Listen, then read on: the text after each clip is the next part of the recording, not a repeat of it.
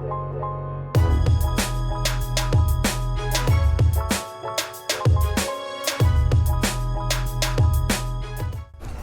guys, today I want to talk about the JCF hiring process and what goes on at the academy whenever you go into training. But before I get into that, please subscribe to the channel if you are watching and you like the content that I am uploading. Some of you, may be watching and you don't even realize that you haven't yet subscribed to the channel. Now without further ado, let's jump right in. In order to be hired and make it into the police academy, each candidate goes through a pretty long and rigorous hiring process. It's a 7-step hiring process. So right now, each candidate starts with an online application, or they can just get all their documents together and bring those to any of the recruiting centers across the island. After they do that, they are then given a day to go in and take the written test. Once they pass the written exam, then it is full speed ahead. Each candidate will have an initial background check where they sit down with an officer in a one-on-one interview. If the candidate has any problem or they rectify any problem that do exist, then they'll move on to the next steps, which are the 3-panel interview, the polygraph test, the physical agility test, the blood test, which is done at the chest hospital, and finally the medical test. And guys, none of these tests are done in order, right? A background investigator will be assigned to each candidate who will do a very thorough investigation. They will look at every place you have ever lived, every employer that's ever hired you, your references, your neighbors, your friends. They will look into your social media accounts, everything that you can possibly think of to make sure that they know exactly who they are hiring. Once a candidate has passed all the steps, that candidate is certified for hiring. But it doesn't mean that such candidate is guaranteed a spot in the academy. Once you're hired, they enter the police academy at Twickenham Park in Spanish Town for a very short 6-month training, right? I did not train at Twickenham Park. I did my training at Tranquility Bay in St. Elizabeth. But I did certain aspect of my training in Spanish Town. The academy holds a special place in my heart. It was a pretty difficult 6 months, but I am extremely proud to be able to say that I went through it without failing any of the tests that I was given. Each day starts at 4:30 a.m.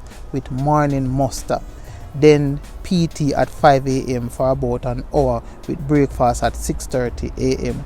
There is a 2-session classroom, right? Morning session starts at 7:30 until about 11:30, and then the evening session, which goes up until 4 p.m. It's a pretty rigorous process. PT is a lot of running, a lot of push-ups, a lot of sit-ups. So we really have to be physically fit and not just, yes, I can run a mile without stopping. It gets really difficult at times, but with time you will get used to it, right? Physical activity is a big portion of the academy. You will have shooting practice, you will have defensive tactics, you will have baton training, building searches, and a whole lot more. There's a lot of moving parts to it, so it can be very stressful, but once you get to the finish line and you graduate, there's no greater feeling of accomplishment than that. Each successful candidate will be assigned to a division where they will start their probation.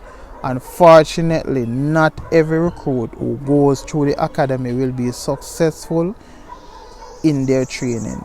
Some may not be physically fit, and so they can't manage, or something adverse turn up in their background checks. There are times also where recruits may have a medical condition or have personal issues to deal with, and so they would need to resign to get those resolved.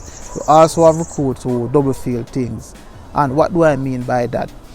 In the course of the academy, right, recruits have to take various tests, right, and sometimes the recruit will have trouble with those tests. Example, if they fail an exam, they are given another chance. If they fail that again, then unfortunately they have to resign. You have to leave the academy, right?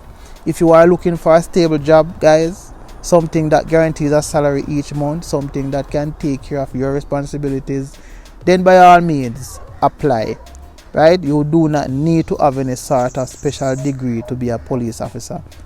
All you need is a proper high school education with 4 CXC or CSEC passes and to be a Jamaican citizen. And you need to have a good background that's befitting of an officer.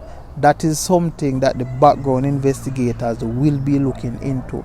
You should not have any felony convictions, no domestic violence issues and things like that. Right? The great thing about joining is that you don't need any experience to be a cop. It's unlike any other job out there.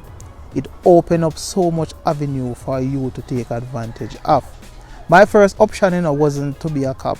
I did not see myself as police material. I didn't even consider it. But here I am now, a proud member of the JCF with no regrets whatsoever. There are some recruiting drives going on now, so grab at that opportunity whilst you can. Or go by any recruiting center between Mondays to Fridays and get it done. Yes, whenever I put on that uniform, I feel a sense of purpose.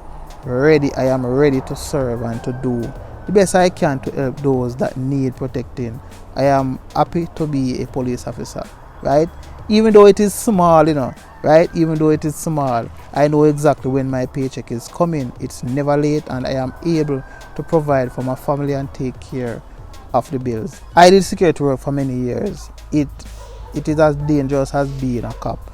And one day after the location I was get robbed, I sat and I thought to myself, why am I sitting here working 72 hours, sometimes 84 a week, just to make enough to survive when I have my subjects, when I have my education, right? Where I could join the JCF and work for 40 hours for the week with better benefits and better avenues open up, right, for me. And that's why I went and did the written test. I got hired relatively quickly, and before I knew it, I was in the police academy, right? So I am saying this to say that you have to be proactive. You can't wait for opportunities to come to you because you could be waiting a very long time and it never comes. Joining the JCF is a very competitive thing, but, right, you have to make that first step. And if you fail, try again. Don't just give up after one attempt. If it's an opportunity, never be afraid to throw your hat in the ring as many times as it takes. As a police officer, there are many different job assignments. You can be a patrol officer, you can be a detective, you can work at the forensic lab, you can be a crime scene investigator, you can be a community relations officer, and the list goes on, right? The JCF is a pretty interesting place with a lot of opportunities that you can take advantage of. So sit back, weigh your options and see what is best for you and try to make it a career of choice. You understand?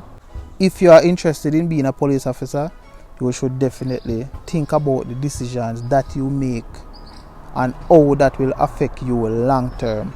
Like I said, the JCF does a thorough background investigation, and so I would definitely caution people to think about who they are hanging out or associating with.